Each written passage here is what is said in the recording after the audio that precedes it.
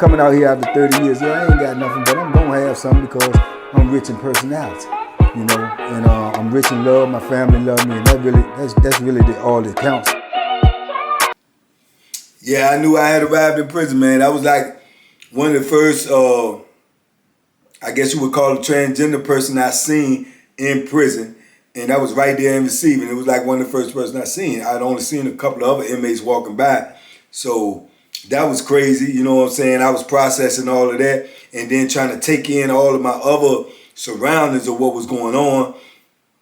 He walked me through the corridor, man. He took me down to this block, and we went down on the block, man, and I was like in the third cell on the left. He popped the door, told me this is my cell, you know, told me what bunk I was on. I go in, you know, my cellie is already in there. I end up meeting my cellie. Turned out to be a cool dude. He was an alright dude, man. He was a well-known dude out of Richmond and everything, and I think they called him Becky. He was a well-known dude out there in Richmond. He was a little small dude, but he was a big-time drug dealer out on the street, you know, and he was my cellie. He was my cellie, my first cellie in receiving. We ended up kicking it. He telling me a lot about Richmond. I was telling him a lot about D.C. We didn't talk too much about our cases. But later on, I had found out, you know, like I say, he was a big-time drug dealer in Richmond, and he was involved with a whole lot of stuff that was going on and went on out there. But he was supposed to be the ringleader of the situation. So, you know, we just chopped it up, man. And he was trying to tell me how it was. I think he had just been there about maybe close to a month before I got there. So he was just telling me how they run rec, when they run the showers, how they run the food, when we eat, all this, just little different stuff. And, you know, the dudes that was on the block, the dynamics of the dudes or whatnot. So just like, you know, I'm just getting in prison, so I don't really know nothing. I'm just keeping my eyes open and keeping my ears open so I can learn as I go. But in my mind, I'm already setting my own rules and regulations about how I'm going to do this time. You know, because like I say, I got to do it. It ain't no way around it. So, you know, I can remember, man, when we first came out, you know, I first came out. After that, we went to the day room. They be in the day room. It's a big old room with a whole lot of chairs and whatnot. They got TVs up there. Dudes sitting around talking, joking on each other, watching TV, talking about rec when we go out. You know, what they going to do, play ball, lift weights, whatever. I'm like just sucking it all in, man. A couple of dudes try to holler at me, you know, because he introduced me as his cell partner, whatever. I spoke, kept it moving. But you know, as I stayed there, which I didn't end up, you know, staying long because I told y'all I had that situation win in another video, which I'll probably have to get to again in this video. But I did eventually, a couple of dudes that I met in that little time I was in that receiving right there was end up running into years and years later, and I ended up was cool with a couple of them dudes. Dude named Gordon, I ended up being cool with him. A dude named Doom, I knew him later on down the line. Couple of dudes, dude named Tony Bowman. He was a real cool dude, man. Real tall dude, played basketball. Unfortunately, he did his time, you know, about 18, 20 years. Ended up getting out, man. It was in a horrific car accident, man, with his whole family. Lost him and his whole family at the same time, man. And I remember being in prison and somebody sent me that newspaper clipping, man. It was horrible, you know. But yeah, a couple of dudes I end up meeting in there that I end up, you know, having long-term, you know, friendships with or associations with. It was just, you know, all right people, and he was one of them. But yeah, man, I tried to get into my routine. We went outside, you know, I started lifting weights because I started lifting weights when I was in the jail. You know, we was makeshift weights and all that, lifting weights. I was trying to put some size on. I was a little cat, man. So I started lifting weights, man. I played a little ball. You know, I tried to stay away from the basketball at that point on that camp because those dudes, man, was young, as was I. But every time I seen the basketball court, man, there was always a fight break out on there. And I really wasn't looking for no trouble. I wasn't trying to get into nothing. I was trying to get to where I was going, try to get in my routine, try to get myself together, try to get an understanding, get a grip on what I had to do and how I had to do it. So I was just taking everything in as a learning process, man. Now, I do remember Southampton the food, man, on there was probably, man, that was probably the best food, that I ate on the institution in my whole entire bit. I never got food like that again from Southampton receiving that I got, on other institutions. Man, they fed real good on there considering it was a penitentiary. Breakfast, man, they were serving bacon, eggs, pancakes, sausages, orange juice, biscuits. And the jail was nothing like that. So I'm thinking in my mind, this is how food gonna be in prison. I'm like, wow, this is crazy. I mean, this is good food. Lunchtime, they were serving big slices of pizza, cover the whole tray up, give you 2 pizzas, juice. They had hot sauce on the table, vinegar on the table, salt and pepper. We get dinner, man. We might get a hot dog and a hamburger, French fries, a cheeseburger. It was crazy. So I'm like, okay, well, the food ain't as bad as they say it was in prison.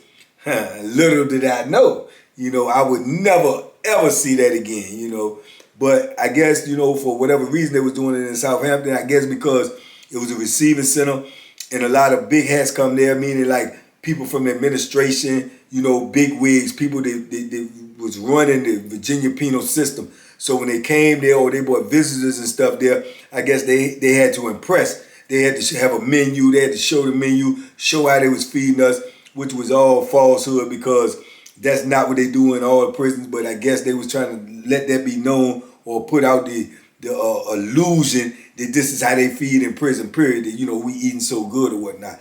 But trust me when I tell you, that was the best that I ever ate the whole time I was in prison as far as, with the administration food. But that was one of the main things I remember about that, man, about Southampton. And like I say, the cells were more so like, it was later on in my bit I understood that the cells on Southampton receiving was more like segregation cells because they had the door, and the little rooms, the double bunks. The cells was so small, the little window that you look out of, it was small as I don't know what, you know what I'm saying? So, you in close quarters with somebody at all times. Even when you was in the jail, you had your own cell. Now you in the cell with somebody else. So you got to adapt to that dynamic, somebody else being in there with you at all times. They may have to use the sink when you do. They may have to use the bathroom when you do. You got to be hearing them use the bathroom, either number 1 or number 2, and then you got to smell it, and it just was different, And I can remember thinking in my mind, man, good Lord, this is gonna be rough, because that was one thing that I used to my benefit was when I had my solitude, when I was by myself, when I could think, try to process my position, try to process my situation and how I was gonna go about this. And at that time, I was still thinking about appeals and trying to get a sentence reduction or something that I did not, had to do this time. You see what I'm saying? But it was all in vain, man, because like I say, we already know what I eventually end up doing.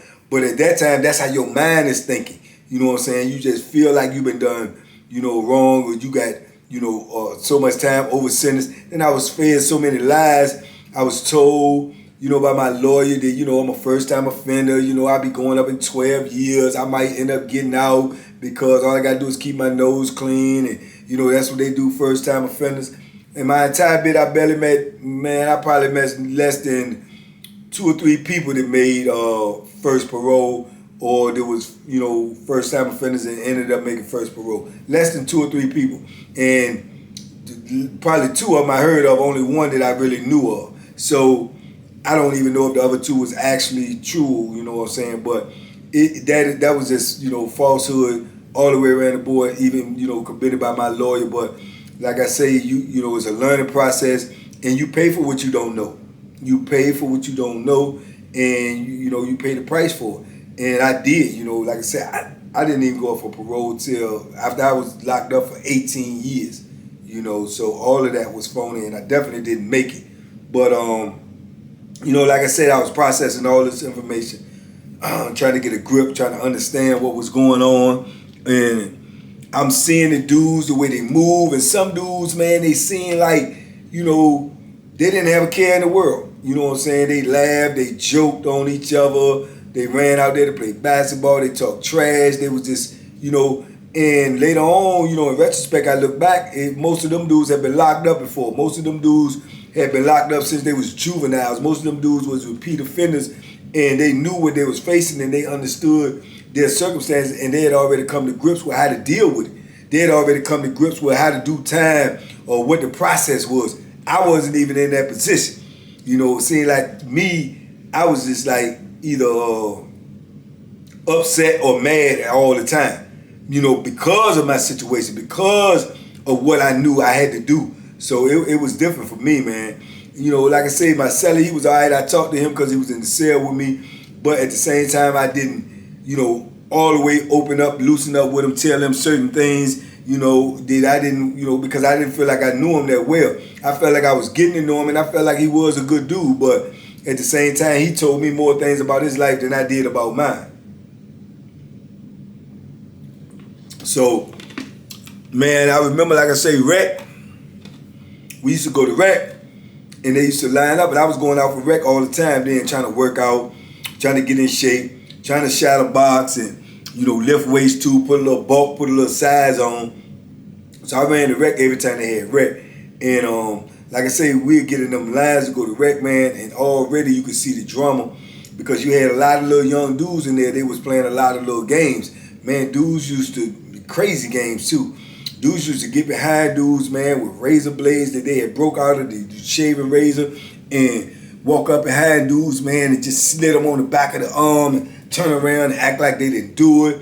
And a razor blade will make a slit on you so fine that you might not even know you've been cut until you feel the blood. So you just might feel a little sting or something. They was doing stuff like that, cutting dudes' state coats open, getting straws, man, shooting spitballs in the back of dudes' heads. I mean, all types of foolishness. And I had locked it in my mind already, you know, just seeing the stuff and seeing the dynamics of how people move. Man, I said, one of them jokers tried that with me, I was going to lay them out.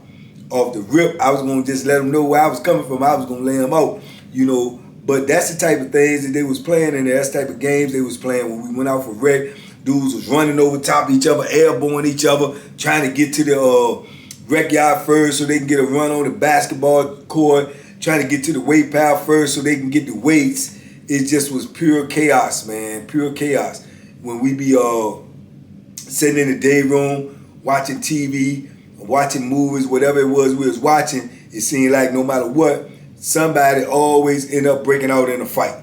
You know what I'm saying? Because this dude like this team, this last dude like that team, they get to arguing about it, they get up, they get to scrapping. As soon as they get to scrapping, then their homeboys jump in, and then their friends jump in. Then you have big melees all the time up in there. Then they just lock us down, send us back to the cell after they lock everybody up that was involved in situations. So like I say, I was starting to see the chaos. I was starting to experience it firsthand. You know what I'm saying? When we showered on Southampton receiving, you showered together. It's like, man, maybe 12 shower heads in there. So it's like 12 dudes at a time, all in the shower. You got a certain amount of time to take the shower. You got the officer standing outside with the towels and the washcloth. For when you come out, they give you your clothes. They give you socks, towels, washcloth, underwear, whatever. But you in the shower naked with 11 other dudes. Something I wasn't used to.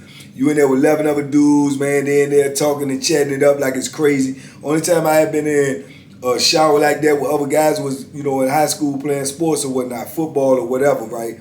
But it ain't nothing that you really get used to, but when you in these type of environments, a violent environment or different type of environment outside of sports, it just seemed different. You know what I'm saying? You had dudes in there carrying on conversations in the shower, buck naked, like they was talking on the corner or something, like, you know what I'm saying, there wasn't nothing to it. So like I say, all of these was, things that I had to adapt to, I had to get used to, I had to understand that this is how prison is, this is the life. The police on there on Southampton, man, they really won't like going hard, coming at you with a whole bunch of crazy stuff yet.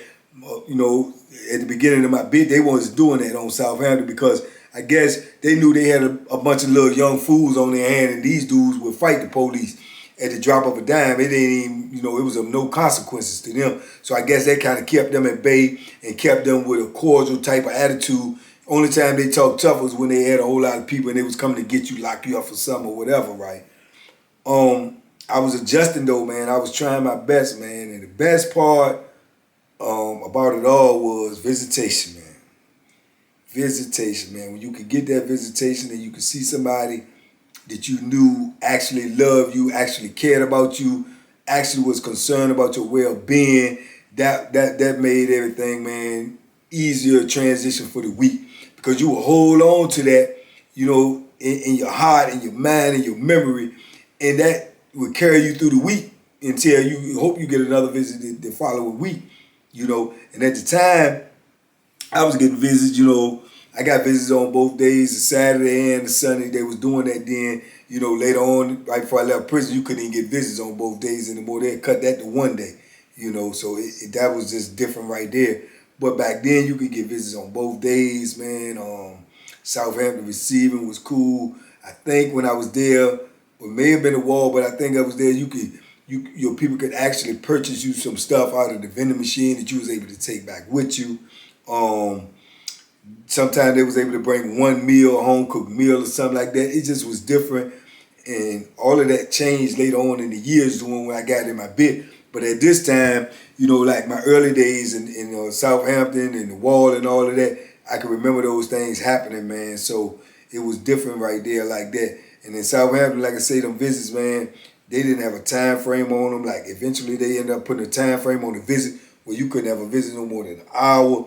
Back then, your people could come in the morning. If they get there at 8 o'clock when the visiting room opened, and if it closed at 2 or 3, if they chose to, they could stay all day. They eventually cut that out too. So, like I say, a lot of changes came within the system from me leaving Southampton. A whole lot of changes, man. But Southampton was my first stop in prison. And my stop didn't last there long, as I told y'all. But, while I was there, it was a learning process. And it was things that I was processing in my mind that I knew, that I had to know, and I had to set the tone and set the pace of what was to come. I didn't really get into no real altercations, when I was on there. Might have had a word or two with a dude on the basketball court, or over the waist or something, but it was never nothing serious. But whenever I spoke, I tried to make myself emphatic, clear. I wasn't going for nothing. If you want some wreck, then, that's what it was. We can get it in. And for the most part, like I say, I was little, but I was still me, and I was still aggressive, and I still had the look and the tone of my voice, letting the dude know that, like I say, I wasn't worried about whatever. You know what I'm saying? You human just like I'm human. Come on with it. And that, earned me respect, man. And dudes ain't know me. Like a lot of dudes in there, they knew each other because they grew up with each other. They've been through juvenile system with each other. They homeboys. They come from the same neighborhood. They come from the same block. So a lot of people was affiliated in there that knew each other. I was different. I didn't know nobody in there, not one soul. It was not no person in there that I knew. Only person that I could ever recall seeing before was a dude that came from the jail with me.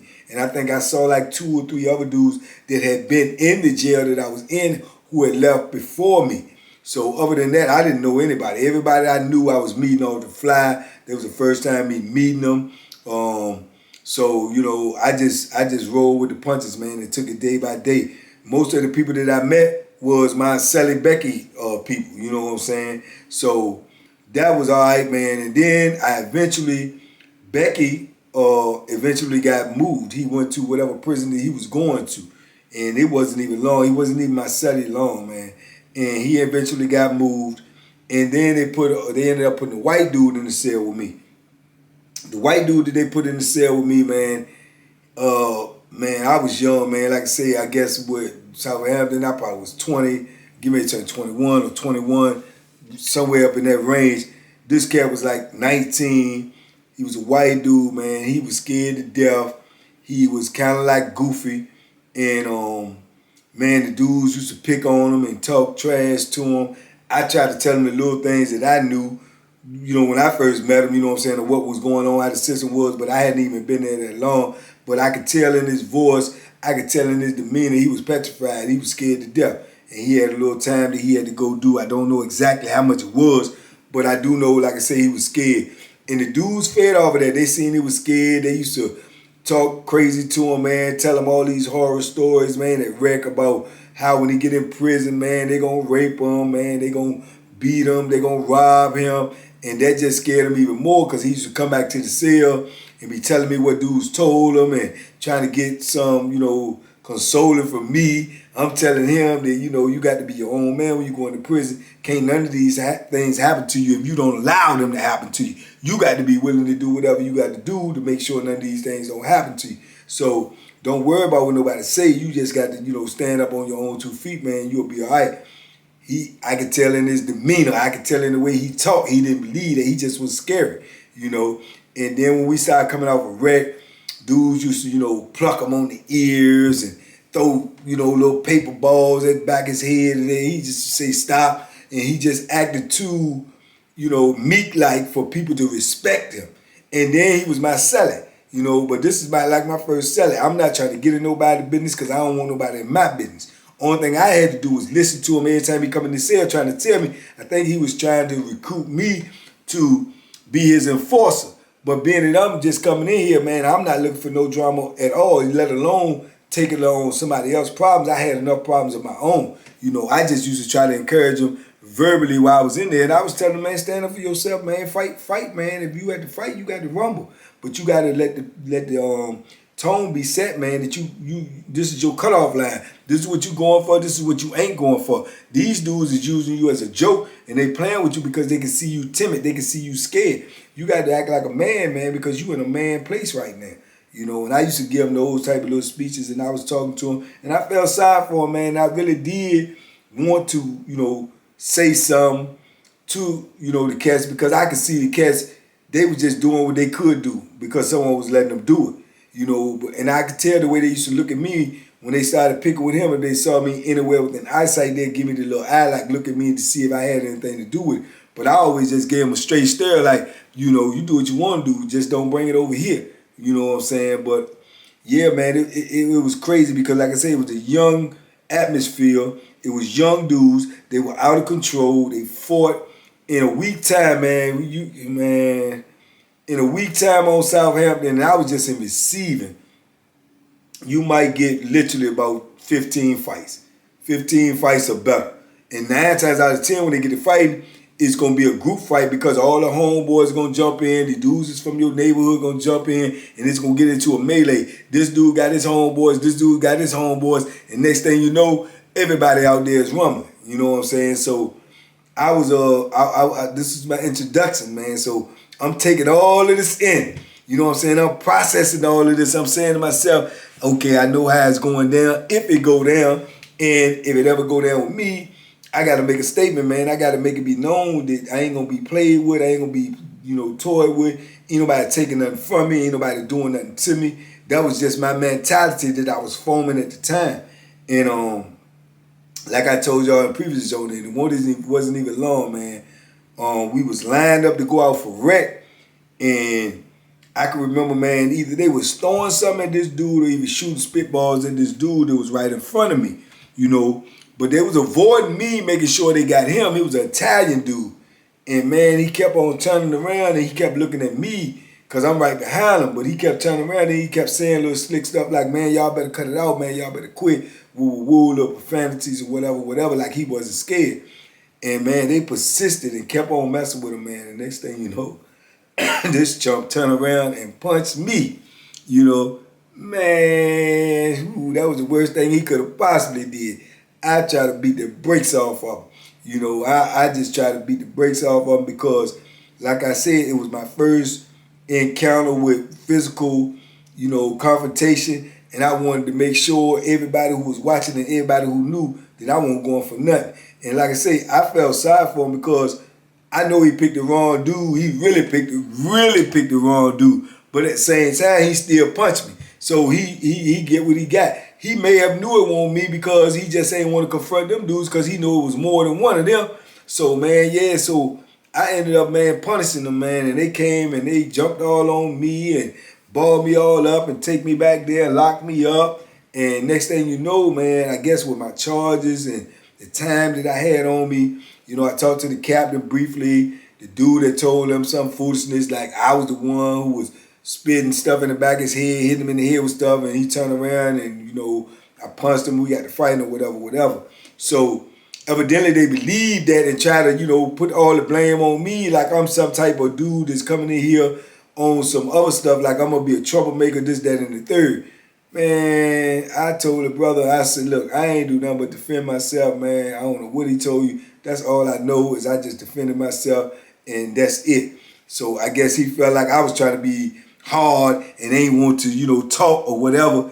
Man, them people put some paperwork in, man, and before you know it, man, they was getting me up off of that joint, telling me that I'm getting transferred. I'm like, what? So yeah, so I didn't even really finish my whole ride in Southampton because of an incident that ain't had nothing to do with me, but I ended up being, you know, involved in a physical altercation, you know. So I was looking back at it like I should have jumped on them too, because, or either told them don't do that around me, you know. But like I say, everything at this point in time anyway was a learning experience. So I learned everything I learned in prison. I learned from experience. I went through something to get past something. And once I got past something, then I had knowledge and understanding of those things. But it won't like people was giving me the game or dropping knowledge on me while I was just fresh in prison. And I get here, and somebody tell me this, get here, somebody tell me that. Nah, people ain't gonna be telling you all of that stuff. They gonna let you fend for yourself because a lot of them, they done went through it themselves. So they feel like, well, yeah, he got to earn his own stripes. So he got to learn this stuff on his own. So it was a crazy situation, man. And, you know, my first couple of years in prison, you know, I was learning everything on the fly. And some things I messed up on, some things I fell in the pit on because I ain't know. But everything that I went through, like I say, I learned from it, I processed it, and I was able to run into those certain situations later on and knew how to handle it and did handle it. You know what I'm saying? But at that time, man, I was green as a pool table, man, 4 times square, man. So yeah, they got to dragging me and telling me I was leaving, I was going to prison, and I'm like, man, the first thing that came to my mind was my visits. I got used to my visits, man. I was getting visits on a regular weekend, and I was wanting to know about my visits. When I get transferred, my people gonna be able to come see me. Where am I going? How far is it gonna be away? Because you had all these different prisons, and you don't even know where you're going, and they don't tell you nothing. So in my mind, I'm like, man, this gonna mess everything up. My people might come up here this weekend, and I'm not here, and they're gonna have to tell them I got transferred. It's a wasted trip. All of these type scenarios is stuff that was going through my mind, man. And lo and behold, man, they come and they pack me up, man. You know, they take me up out of there. I'm back in shackles, handcuffs, riding on this long bus ride, man. It's like about 7 people on the bus with us. We all going somewhere. When I'm on the bus talking to the fellas, they said, man, we going to the wall. You know what I'm saying? And I said, man, I was like, how you know that? Because I heard all the legendary stuff about the wall. So I'm like, how you know we going to the wall? Dude was like, man, shoot, that's where I'm going. I already been approved for a transfer. I've been waiting to go. You know, so that's where we going. That's what this bus destination is. So that created a whole nother dynamics in my mind. I started thinking about the wall, all the horror stories I heard about the wall, all the killing, all the fights, all the stabbings, you know, all the riots. And I'm like, these people is actually sending me here. You know what I'm saying? I'm young, I'm new in the system, I ain't even finished receiving, and these people get ready to drop me off in the lion's den. So, man, my mind was reeling a mile a minute, man. My heart was pumping. And, you know, anybody who tell you who went through the same situations that I did tell you they weren't nervous or they weren't scared of the unknown, they lying. They lying. You always gonna be scared of the unknown. Not that you fear that you won't, you know, do what you have to do when it comes time to do it. It's just the unknown. What am I gonna have to do and when am I gonna have to do it? Because one thing for certain, like I say, in prison, you're gonna have to prove yourself one way or another. It ain't no getting around it. It ain't the humblest guy, the nicest guy, the most religious guy. He gonna have confrontation because that's just the environment that you in. It breeds confrontation. It breeds chaos. You know what I'm saying? It breeds larceny. So people in there ain't got nothing and they trying to get something and they always gonna try to prey on whoever they think is weak, you know, and they're not going to be sentimental. Oh, this guy don't bother nobody. Oh, this guy go to church. Oh, this guy right here small. Oh, this guy, man, they don't care nothing about that. Nothing. So you have to have the same mentality that you don't care about nothing but your person and yourself. And you have to be willing to defend that at all costs against any opposition. So I'm formulating all this stuff in my mind, like, man, when I get to this place, man, I just got to lock in and I ain't going for nothing. All the things I heard ain't gonna happen to me because I ain't gonna let it happen to me no matter what. If I had to die, kill, do whatever, that's just what's gonna happen. But certain things I'm not gonna allow to happen to me. And this is what I was thinking in my mind the whole time on the ride, the bus ride, man. The whole time up there, that's all I'm thinking in my mind. And then I'm thinking about my family, like, what are they gonna do? Because they didn't let me make a call. So I'm like, what are they gonna think? Why I left so early? What stories the prison gonna tell them, if any story? And man, I'm just in a daze, man. I'm in a daze. And you know, it ain't even months and months. It's less than 6 months, less than 2 months. I was probably there less than 2 months, you know, if that, maybe a month and some change, if that. And already I'm on my way to another prison. Not only am I on my way to another prison, I'm on my way to the worst, most notorious prison in the state of Virginia, and I'm fresh and new in the system, you know, barely 21 years old and don't know anything. So, man, you know, that's just a lot of pressure to be on your brain, man. Whole lot of pressure. And you just got to deal with it. You got to process it one way or another because, like I say, what has to be done has to be done. And, boy, I just remember that whole ride. I just dreaded what was ahead of me, what I was going to be facing, man. And that was the experience that I remember in my mind the most, about getting on that bus, man, and being told that we was going to the wall after leaving Southampton Receiving Center and not even being in there for a hot minute. So, you know, the little experiences that I had on Southampton was few. The dudes I ended up meeting there, I knew 3, 4 of them years later for decades that was locked up with me. And, you know, some of us was real cool, some of us was just okay and cordial. But I remember those dudes from my beginning of my bit in Southampton, man. And I just thought that, okay, this is how prison was going to be, just like the food, just like the lay of the institution, just like the cells, just like the COs. All of that is what I thought prison was going to be like because this was my introduction. Nothing like that, man. Nothing like that. Nothing at all. When you hit that wall and you look up and you see that prison, it looked like an old dungeon, an old movie that you seen from like Count Dracula or something, and you knew, man, it just was gonna be different. And trust me, it was different. And you know, but that was my introduction into prison, man. That was Southampton. That was the jail to Southampton. My first stops on this 33 years, you know, of stops in prison, man. Where I went to, where I got to. So, next stop, the wall. The famous wall, 500 Spring Street. Stay tuned. I hope y'all enjoyed this. I'm just going to try to walk y'all through this travels that I had while I was incarcerated in these 33 years, man, step by step, to the best of my memory. Just give y'all a little piece of philosophy on each one of them, a little piece of my experiences on each one of them, the atmosphere, the inmates, the whole thing, as much as I possibly can, man. So if y'all rocking with it, man, let me know in the comments. Hit me and let me know if y'all want me to continue this series and keep on going. I appreciate y'all out there for rocking with me, man. I love all of y'all. I hope y'all having a good 2022. We're going to have a good 2022, us, the TBB family. So let's go, man. Salute. Like these videos, share these videos. Go check me out on my other channel, Banky Pound. Pure Deliciousness, where we cooking over there, we whipping it up. So come over there and join us, man. It's a movement right here, this TBP movement, man. If you on board, man, I appreciate you. I salute you.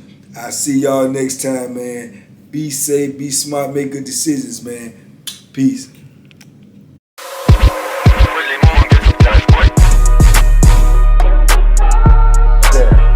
The bacon special. Yeah. Pure deliciousness. Pure deliciousness, man. Banky, man. Everybody calls me Banky. That's the name that I got from my grandmother when I was young. I'm coming out here after 30 years. Yeah, I ain't got nothing, but I'm gonna have something because I'm rich in personality, you know, and I'm rich in love. My family love me, and that's really all that counts.